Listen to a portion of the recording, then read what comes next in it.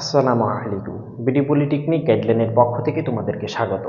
আজকে আমরা হাজির হয়েছি প্রথম পর্বের ম্যাথমেটিক্স 1 এর দ্বিতীয় ক্লাস নিয়ে।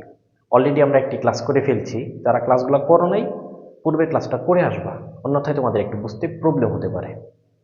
তো পূর্বের ক্লাসে আমাদের সহগুণন পর্যন্ত আলোচনা করা হয়েছিল। সহগুণনটা কি?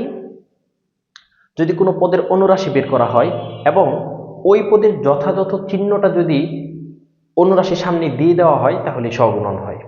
যদি তোমাকে এই একটা নির্ণায়কে ধরে নাও A2 এর সহগুণন বের করতে বলছে, A2 এর সহগুণন,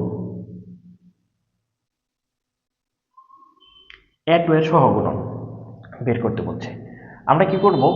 A2 বরাবর সারি বাদ দিয়ে দিব, A2 বরাবর কলাম বাদ দিয়ে দিব। যদি A2 বরাবর তুমি সারিটা বাদ দিয়ে দিই, A2 বরাবর কলামটা বাদ দিয়ে দিই, তাহলে এই নির্ণায়কে যেই পদগুলো থাকবে ওদেরকে আমরা এখানে লিখব B1 C1 B3 C3 পদগুলা লিখব।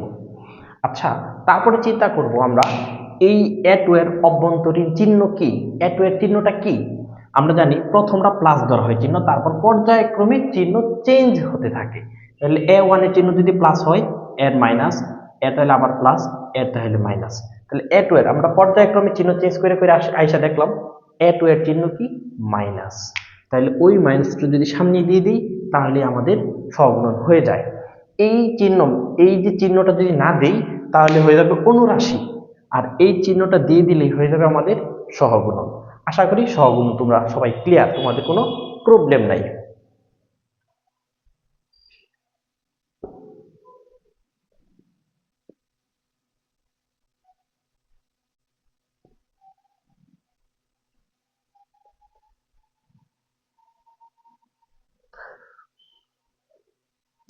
নির্ণায়কের কয়েকটা বৈশিষ্ট্য আমাদের জানতে হবে। যদি কোনো নির্ণায়কের কোনো একটা সারি অথবা কলামের মান যদি একই শূন্য থাকে তাহলে সেই নির্ণায়কের মান শূন্য হয়। যদি এরকম হয় 0 0 0, A2 B2 C2, A3 B3 C3, ধরে নাও কোনো একটা নির্ণায়ক আছে আর নির্ণায়কের কোনো একটা সারি অথবা কোনো একটা কলাম, কোনো একটা সারি অথবা কোনো একটা কলামের মান শূন্য আছে।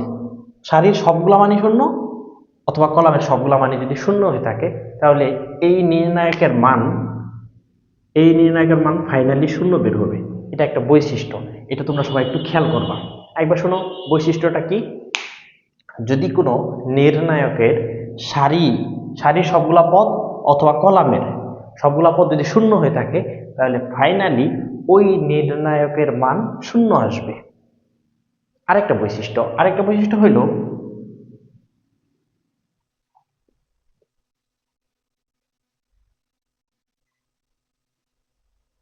যদি কোনো নির্ণায়কের দুটি সারি অথবা দুটি কলামের মান যদি একই হয়ে থাকে তাহলে ওই নির্ণায়কের মানও শূন্য হবে। যেমন ধরো যদি এইখানে A2 থাকতো, এইখানেও B2 থাকতো, এখানে C2 থাকতো, তাহলে দেখো প্রথম সারি আর দ্বিতীয় সারির মান সেম। আমি এটাই বলতে চাচ্ছি, যদি কোনো নির্ণায়কের দুটি সারি অথবা দুটি কলামের মান একই থাকে তাহলে সেই নির্ণায়কের মানও ফাইনালি শূন্য হবে। একবার খেয়াল করো, যদি কোনো নির্ণায়কের দুটি সারি অথবা দুটি কলামের মান একই হয়ে থাকে তাহলে সেই নির্ণায়কের মান ফাইনালি শূন্য হবে। তোমাদের আরেকটা বৈশিষ্ট্য একটু খেয়াল রাখবা।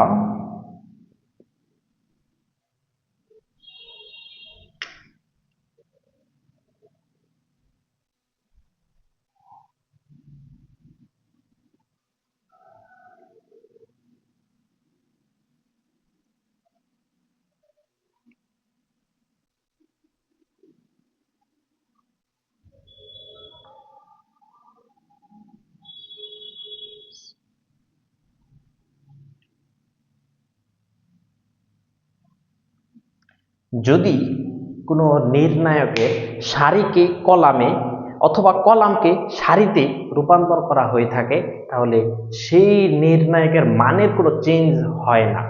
যেমন ধরো এইখানে ডি দ্বারা আমরা যে নির্ণায়কটা দেখতেছি সেই নির্ণায়কের সারি A1 B1 C1, দ্বিতীয় সারি A2 B2 C2, তৃতীয় সারি A3 B3 C3। দেখো আমি এই সারিগুলা কলামে রূপান্তর করে ফেলছি। A1 B1 C1, এখানে A2 B2 C2, এখানে দ্বিতীয় সারি A1 A2 B2 C2, এখানে দ্বিতীয় কলাম A2 B2 C2, এখানে তৃতীয় সারি A3 B3 C3, এখানে তৃতীয় কলাম A3 B3 C3। আমি সারিকে কলামে রূপান্তর করে ফেলেছি। এতে আমাদের এই নির্ণায়ক আর এই নির্ণায়কের মানের ফাইনালি কোনো চেঞ্জ হবে না। D = D প্রাইম লেখা যাবে। তাহলে এই বৈশিষ্ট্যটা আমি কি বলছি, যদি কোনো নির্ণায়কের সারিকে কলামে অথবা কলামকে সারিতে রূপান্তর করা হয়, তাহলে ওই নির্ণায়ক দুটির মানের কোনো চেঞ্জ হবে না। আশা করি বুঝতে পারছো।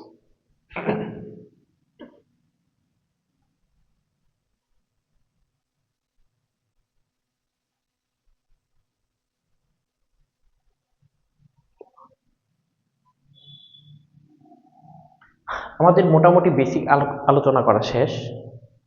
যদিও এই বেসিক গুলাতে কারো কোনো প্রবলেম থাকে আমাদের কমেন্টে জানাবা, আমরা অবশ্যই নেক্সট ক্লাসে ওই প্রবলেমগুলো সলভ করে দেব।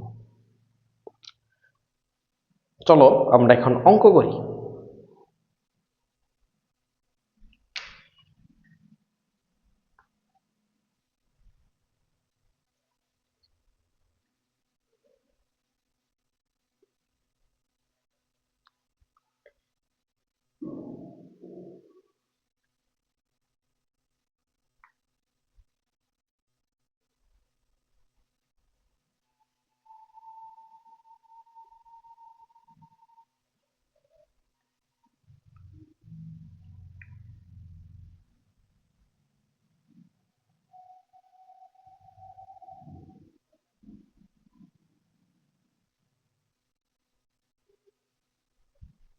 আমাদের একটা নির্ণায়ক দিয়েছে, এই নির্ণায়ক দিয়ে বলছে নির্ণায়কটার মান বের করো। চলো তাহলে এই নির্ণায়কটি সমাধান করি।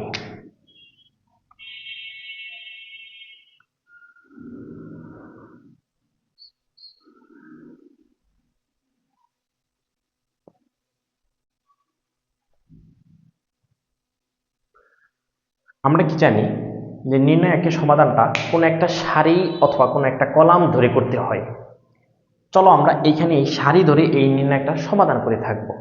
তো আমাদের প্রসেসটা কি ছিল, কোনো একটা পদ নিব, পদ লিখলাম, পদ লেখার পর ওর সারি আর কলাম বাদ দিয়ে দিব, বাকি যে পদগুলো থাকবে ওরাই এই ওয়ানের সাথে বসবে। ওয়ানের সারি বাদ ওয়ান বরাবর কলাম বাদ দিয়ে দিলাম। এখানে তাহলে থাকবে 6 7 8 9। তারপর আমরা 2 লিখব, 2 এর অভ্যন্তরীণ চিহ্ন মাইনাস, এটা আমরা জানি যে প্রথমটা প্লাস, তারপর পর্যায়ক্রমে চিহ্ন চেঞ্জ হতে থাকে, প্লাস মাইনাস 2। তাহলে এই সারি বাদ কলাম বাদ থাকবে কি এখানে 3 7 4 9। তারপর 5 এর অভ্যন্তরীণ চিহ্ন প্লাস দিয়ে দিলাম। তারপর 5 বরাবর সারি বাদ 5 বরাবর কলাম বাদ থাকবে যে চারজন, ওদেরকে এখানে লিখব 3 6 4 8। তাহলে দেখো 1 এখানে 6 9 54 মাইনাস 7 8 56 মাইনাস 2 3 9 27 4 7 28 প্লাস 5 3 8 24 4 6 24। এখানে 1 এইটা ক্যালকুলেশন করলে আমাদের হবে কত, -2। এখানে আছে আমাদের কত, -2।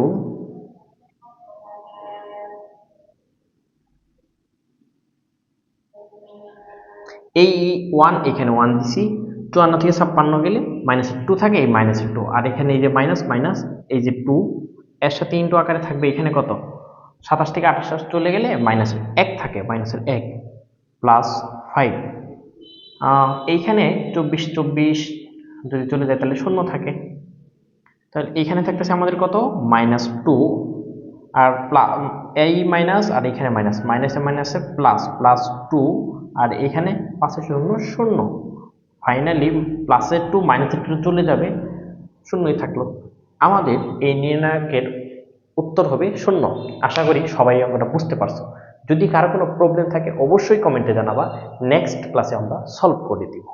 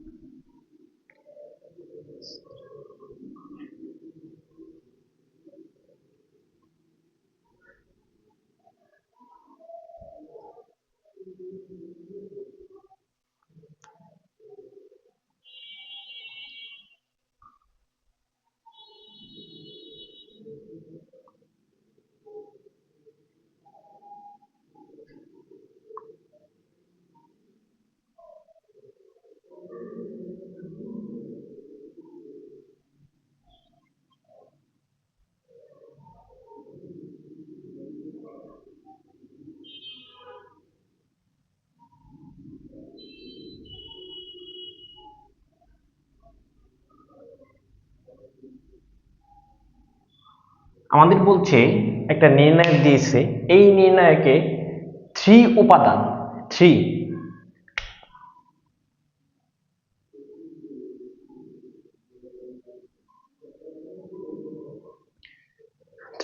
উপাদানের অনুরাশি ও সহগুণন বের করো।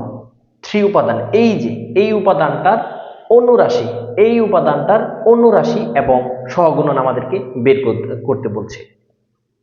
3 উপাদান,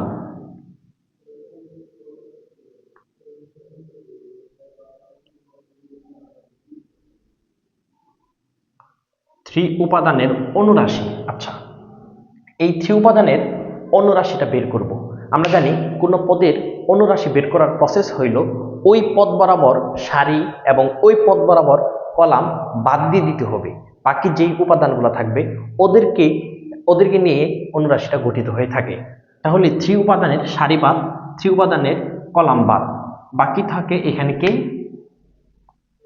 -1 1 2 -2। এটা যদি ক্যালকুলেশন করি আমরা কত হয়,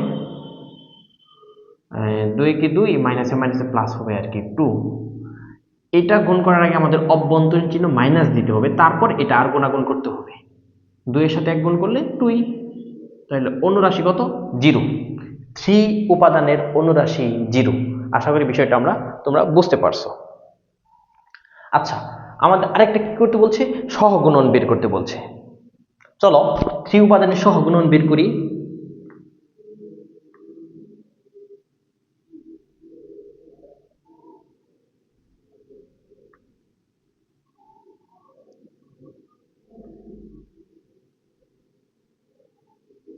উপাদানের সহগুণন, আমরা জানি অনুরাশি আর সহগুণনের মাঝে তফাৎ হইল ওই পদের অভ্যন্তরীণ চিহ্নটা বসানো, আর কোনো আমাদের তফাৎ নেই।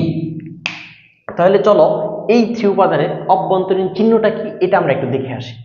প্রথমটা আমাদের কি হয় প্লাস, তারপর পর্যায়ক্রমে চিহ্ন চেঞ্জ হতে থাকে, plus minus plus minus plus minus plus. 3 এর অভ্যন্তরীণ চিহ্ন প্লাস, এই চিহ্নটা যদি আমরা সামনে দিয়ে দিই তাহলেই হয়ে যায় কি সহগুণন। অনুরাশি আর সহগুণন এই দুজনের মধ্যে তফাৎ হইল সহগুণনে জাস্ট ওই পদের যথাযথ চিহ্নটা সামনে দিয়ে দিতে পারলেই হয়ে যায়, আর কোনো তফাৎ নেই আমাদের। প্লাসটার সামনে লেখা লাগে না, 2 - 2 এটা তো 0। আশা করি তোমরা বুঝতে পারছো, অনুরাশি সহগুণন বুঝতে পারছো। এখানে 0 0 হয়ে গেছে, অন্য অঙ্কে নাও হইতে পারে, এখানে মিলে গেছে, অন্য অঙ্কে নাও মিলতে পারে। জাস্ট প্রসেসটা একটু মাথায় রাখবা। অনুরাশি হইল ওই সারি কলাম, যেই পদের অনুরাশি বের করতে বলবে ওই পদের সারি ওই পদের কলাম বাদ দেওয়ার পর বাকি যেই উপাদান থাকবে ওরাই অনুরাশি হয়ে থাকে। আর অনুরাশি আর সহগুণন প্রায় সেম, জাস্ট সহগুণন কি করতে হয়, ওই পদের যথাযথ চিহ্নটা সামনে দিয়ে দিতে হয়, তাহলেই হয়ে যায় সহগুণন। আশা করি তোমরা বুঝতে পারছো।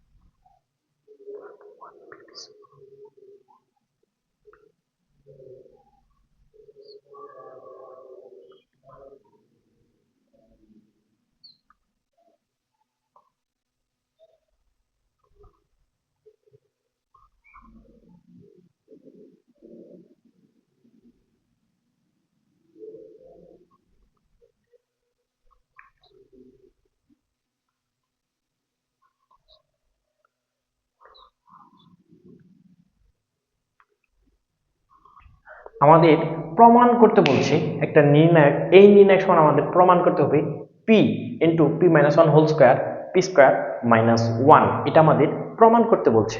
চলো আমরা প্রমাণটা করি।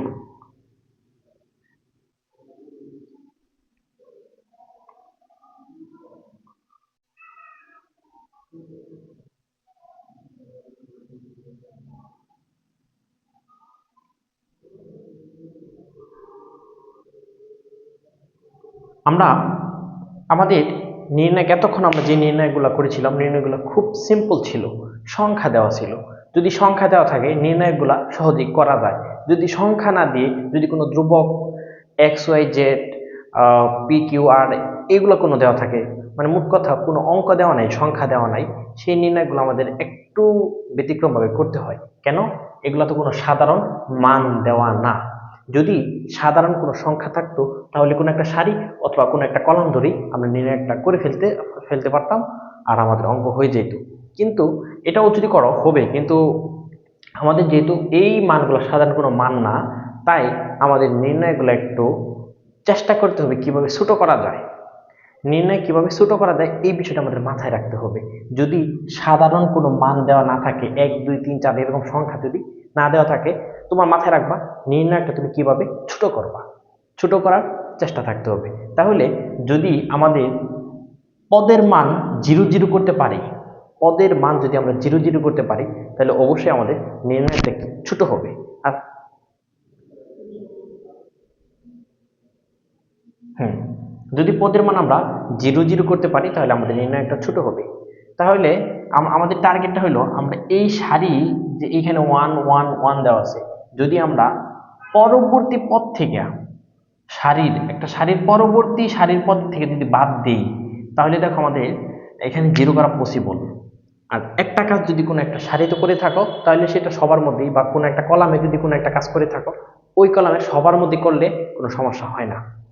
যেমন ধরো এখন আমি যেই কাজটা করতে যাচ্ছি, এইখানে 0 যদি বানাইতে যাই, কিভাবে বানাবো, এই পদের সাথে এই পরবর্তী পদের মান যদি বিয়োগ করি তাহলে 0 হয়ে যায় না? এই পদের সাথে পরবর্তী পদ যদি বিয়োগ করে দিই তাহলে 0 হয় না? হ্যাঁ হবে। দেখো এই পদ 1 বিয়োগ চিহ্ন দিয়ে পরবর্তী পদ দিয়ে দিলাম, তারপর এটা করি, এই পদ তার পরবর্তীটা, এই পদ তার পরবর্তী পদটা করলাম। দেখো আমি প্রথম সারিতে আমরা কি করছি, যে আমরা তার পদের সাথে পরবর্তী পদ বিয়োগ করাইছি, তার পদের সাথে পরবর্তী পদ বিয়োগ করাইছি।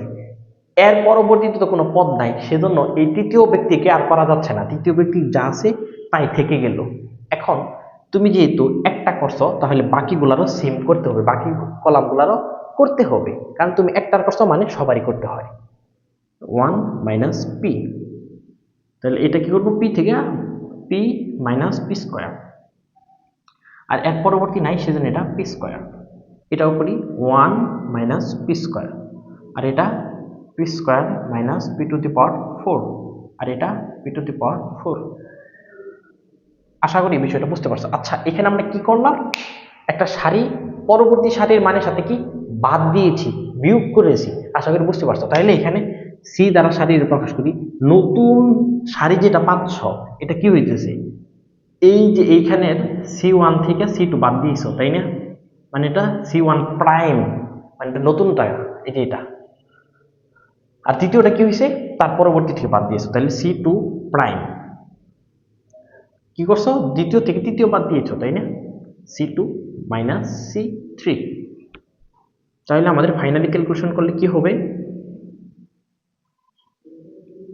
0 0 1 1 minus p, P minus p square, এখানে কি পি স্কোয়ার, এখানে 1 মাইনাস পি স্কোয়ার, আর এখানে কি p square minus p to the power 4, আর এখানে আমাদের p p to the power 4 এটাই থাকতেছে আমাদের।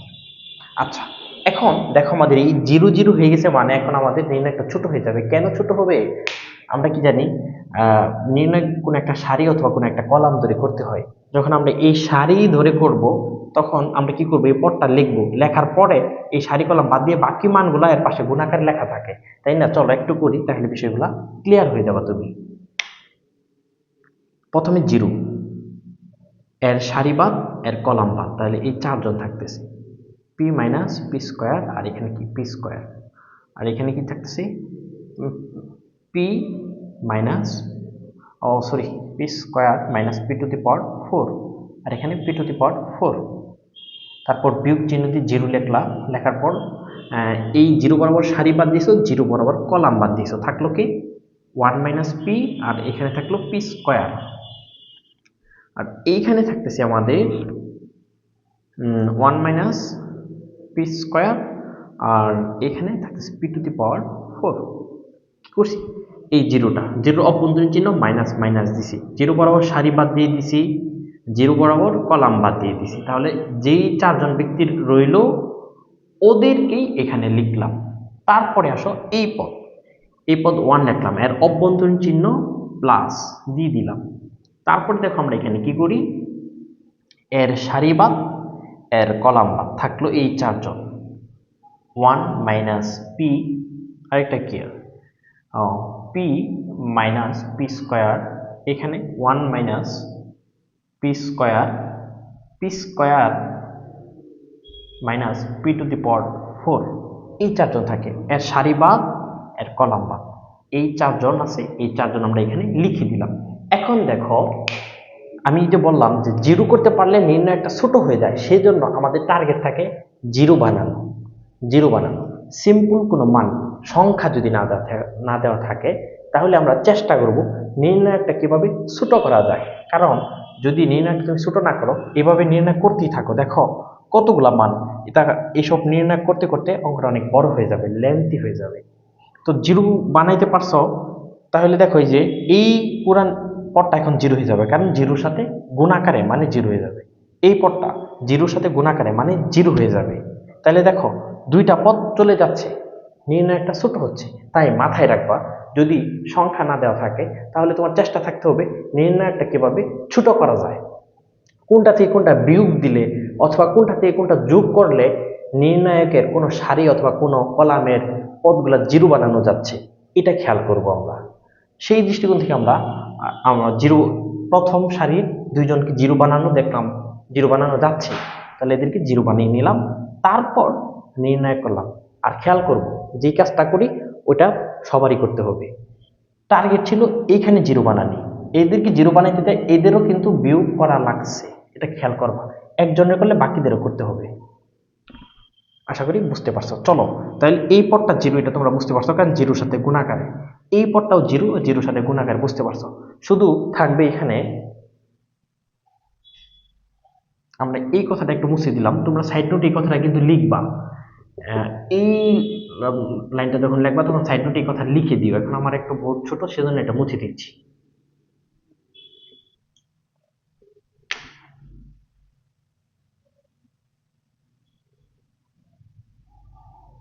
তাহলে আমাদের শুধু এরাও, এই ব্যক্তিও জিরো, এই পদও জিরো, শুধু এই থাকতেছে। 1 minus p, P minus p square, আর এখানে 1 minus p square minus p to the power 4, 1। দেখো আমরা একটু কাজ করি।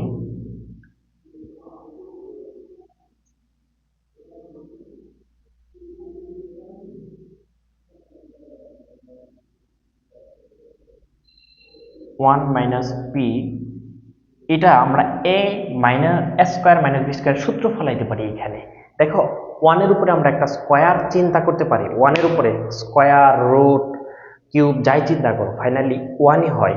তাহলে ওয়ানের উপরে আমরা একটা স্কোয়ার চিন্তা করতে পারি।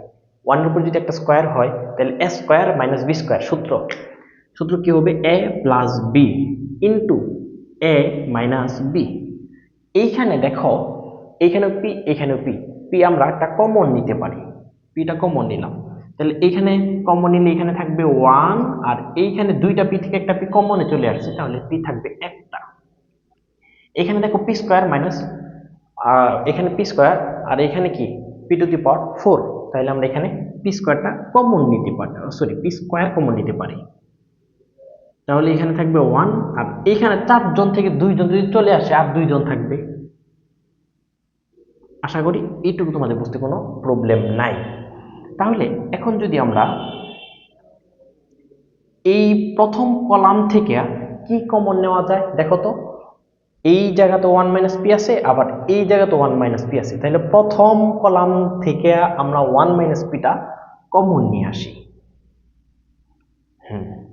আর এই দ্বিতীয় কলাম থেকে কি কমন নেওয়া যায় বলো তো? দ্বিতীয় থেকে দেখো আমরা এখানে আরেকটু লাইন করি, না হলে তোমাদের অনেকে বুঝতে প্রবলেম হইতে পারে।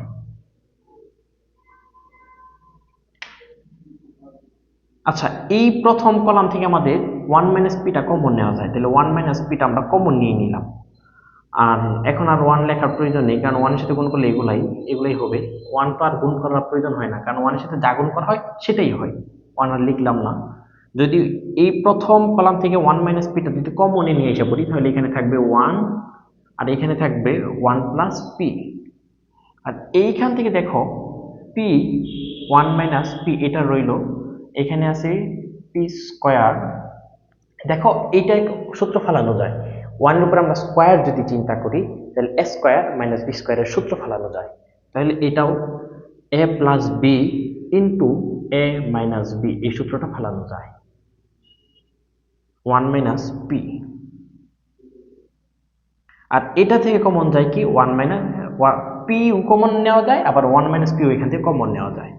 এই কলামটা থেকে কোনো একটা কলাম থেকে যদি কমন নেও সেটা নেওয়া যায়। 1 মাইনাস পি আমরা কমন নিয়ে নিলাম।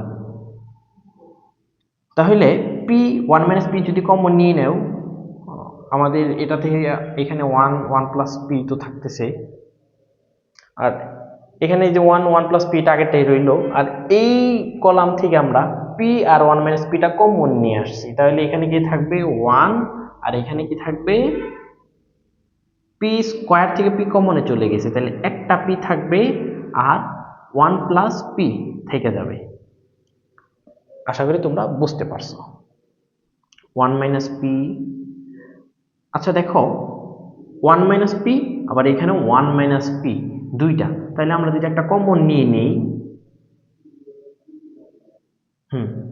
তাহলে দেখো আমরা যদি এখন কমন নিয়ে নিই, আচ্ছা একটু খেয়াল করো এখানে তোমরা, আমাদের প্রমাণে দেখো পি মাইনাস ওয়ান আর আমাদের এখানে চলে আসছে ওয়ান মাইনাস পি, সেজন্য আমরা এখান থেকে মাইনাস কমন নিয়ে নেব। এটা থেকে যদি মাইনাস কমন নিই তাহলে থাকবে পি মাইনাস ওয়ান। আমরা জানি যদি মাইনাস কমন নেওয়া হয় তাহলে ভিতরের চিহ্নগুলো চেঞ্জ হয়ে যায়। এই কাজটা কেন করলাম, আমাদের এখানে চলে আসছে ওয়ান মাইনাস পি কিন্তু প্রমাণে আছে পি মাইনাস ওয়ান, সেজন্য এর সামনে একটা মাইনাস কমন নিয়ে নিলাম। তাহলে কি থাকবে আমাদের পি হয়ে যাবে প্লাসের আর ওয়ানটা হয়ে যাবে মাইনাসের। আরেকটু এখন দেখো আমরা এটা আর গুণাগুণ করে দিই। এটার সাথে ওয়ানের সাথে যদি এটা গুণ করে দাও তাহলে ওয়ানের সাথে যদি এই পদ গুণ করো তাহলে পি ওয়ান প্লাস পি হবে। তারপর বিয়োগ চিহ্ন দিয়ে এখন আমরা দ্বিতীয়টা গুণ করব। ওয়ানের সাথে যদি এই পদ গুণ করাই তাহলে এটাই হবে আমাদের ওয়ান প্লাস পি।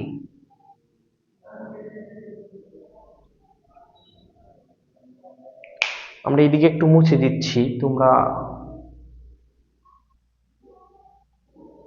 জায়গা স্বল্প থাকার জন্য একটু মুছে দিলাম আর কি।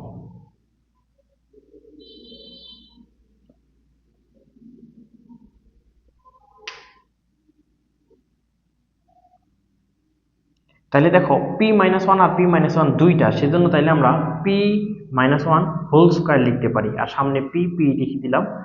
এই মাইনাস আর এই মাইনাস মাইনাস মাইনাসে প্লাস হয়ে যাবে, সেটা নিয়ে আমাদের আর কোনো চিন্তা করতে হবে না। তাহলে দেখো আমরা এই দুইজন থেকে ওয়ান প্লাস পিটা কমন নিয়ে আসতে পারি।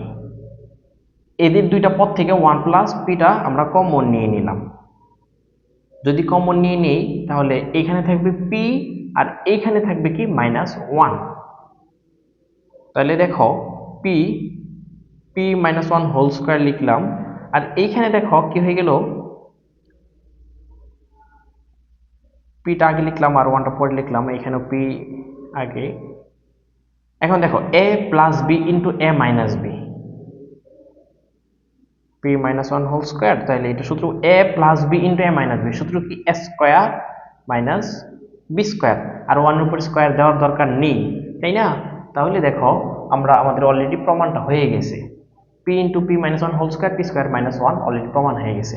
তাহলে দেখো আমাদের এইখানে আমরা কি করছি, জিরো পদগুলো লেখার প্রয়োজন হয় না, এখানে জাস্ট একটা পদ লিখলেই হয়, এটা আমরা জানি। তোমরা একটু পিছনে দেখে নিবা, আমি এখানে মুছে দিছি। তারপরে দেখো আমরা এই 3 নাম্বার পদটা এখানে লেখার পরে এইখানে সূত্র ফেলানো যায়, এ স্কোয়ার মাইনাস বি স্কোয়ার, সূত্রটা এ plus b into a minus B.